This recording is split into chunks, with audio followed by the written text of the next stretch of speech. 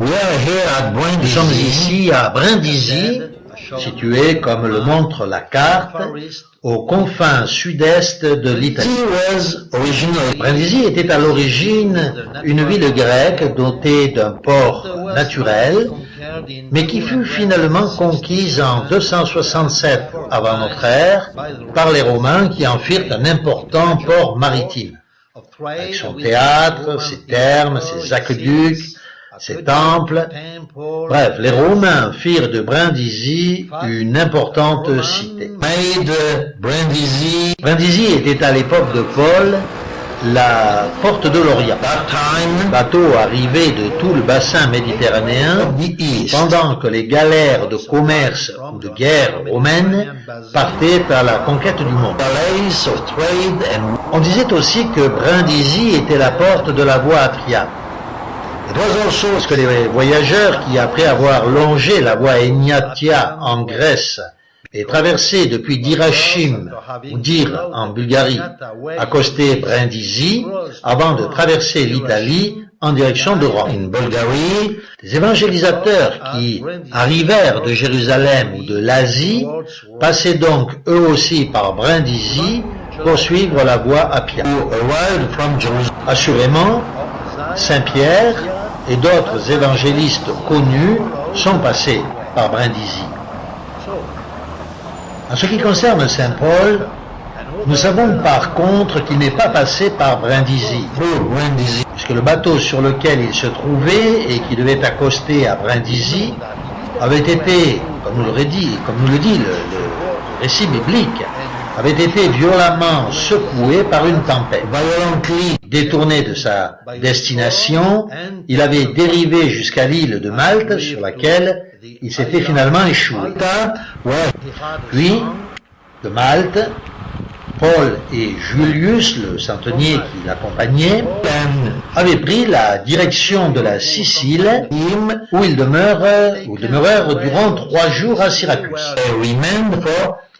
De là, prenant un autre bateau, ils avaient traversé en direction de Reggio. Ils avaient longé la côte de l'Italie pour débarquer finalement à Puteoli, un port appelé aujourd'hui Pouzole, situé à quelques kilomètres de la ville de Naples.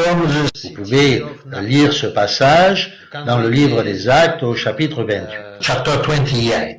Cependant, en ce qui concerne les évangélistes qui voulaient éviter les dangers de la route, aussi bien que les marches interminables à travers les territoires, parfois hostiles, sur des milliers de kilomètres, ils traversaient la mer et passaient par Brindisi pour pouvoir rejoindre Rome, en suivant, comme nous l'avons déjà dit, la voie Appia.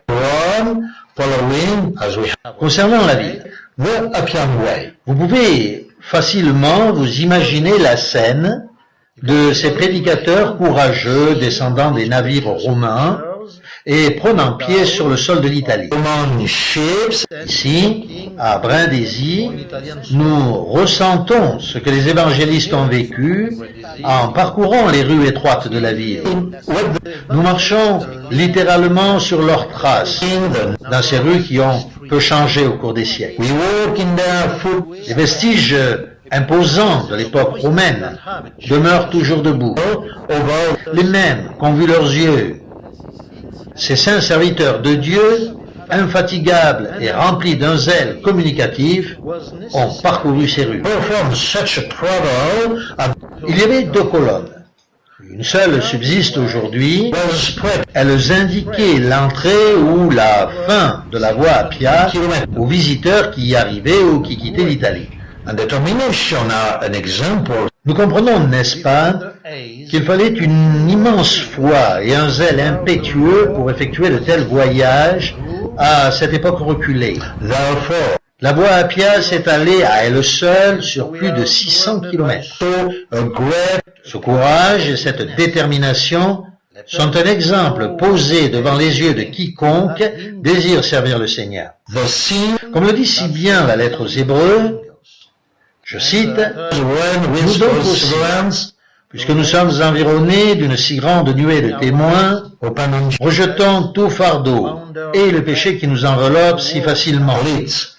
Courons avec persévérance dans la carrière qui nous est ouverte. Ayant les regards sur Jésus, l'initiateur de la foi et celui qui l'amène à l'accomplissement. Hébreux, chapitre 12, versets 1 et 2. Il y a aussi une très vieille église à Brindisi. Aujourd'hui encore, cette petite église sans âge commémore le passage dans ce port de quelques-uns de ces évangélistes célèbres. Elle est située au cœur de la ville. Elle mentionne fièrement les noms de Blasius, Sanctus, Lucius, dont les effigies, aux trois quarts effacées, ornent les murs.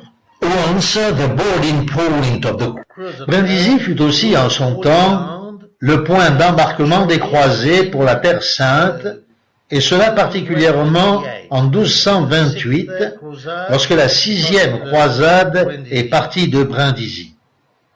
En tout cas, pour notre part, le cœur rempli de souvenirs aussi merveilleux qu'inoubliables, nous reprenons la route sur les traces de l'apôtre Paul.